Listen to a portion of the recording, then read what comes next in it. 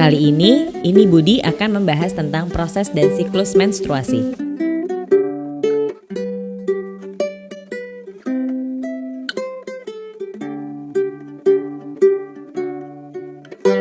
Apa itu menstruasi? Menstruasi atau haid merupakan pendarahan yang terjadi akibat luruhnya dinding sebelah dalam rahim atau endometrium. Menstruasi terjadi ketika embrio tidak terbentuk. Siklus ini rata-rata terjadi sekitar 28 hari, namun tidak semua wanita mempunyai siklus yang sama. Ada yang 21 hari, ada pula yang mencapai 30 hari.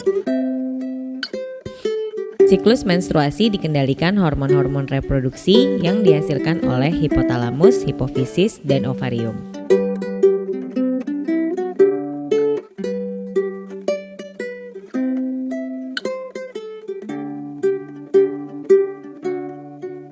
Siklus menstruasi terdiri atas 4 fase, yaitu fase menstruasi, fase preovulasi, fase ovulasi, dan fase pasca ovulasi.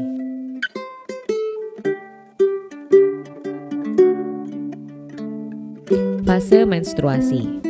Fase ini terjadi jika ovum tidak dibuahi sperma, sehingga korpus luteum menghentikan produksi hormon estrogen dan progesteron.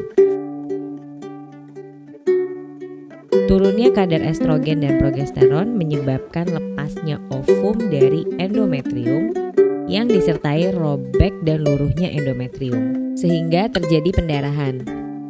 Fase menstruasi ini berlangsung kurang lebih 5 hari. Fase praovulasi. Fase ini disebut juga dengan fase proliferasi. Pada fase ini, hormon pembebas gonadotropin yang dikeluarkan hipotalamus akan memacu hipofise untuk mengeluarkan FSH. FSH adalah follicle stimulating hormone yang memacu pematangan dan merangsang folikel untuk mengeluarkan hormon estrogen. Fase ovulasi. Ovulasi terjadi pada hari ke-14. Peningkatan kadar estrogen menghambat pengeluaran FSH.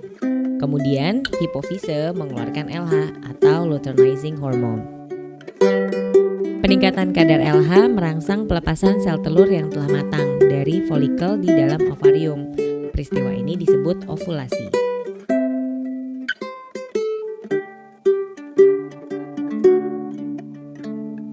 Fase pasca ovulasi. Folikel the graft atau folikel matang yang telah melepaskan sel telur akan berkerut dan menjadi korpus luteum. Korpus luteum mengeluarkan hormon progesteron dan masih mengeluarkan hormon estrogen, namun tidak sebanyak ketika berbentuk folikel. Jika tidak terjadi pembuahan, korpus luteum akan berubah menjadi korpus albikan yang hanya sedikit mengeluarkan hormon, sehingga kadar progesteron dan estrogen menjadi rendah. Keadaan ini menyebabkan terjadinya menstruasi. Demikian seterusnya.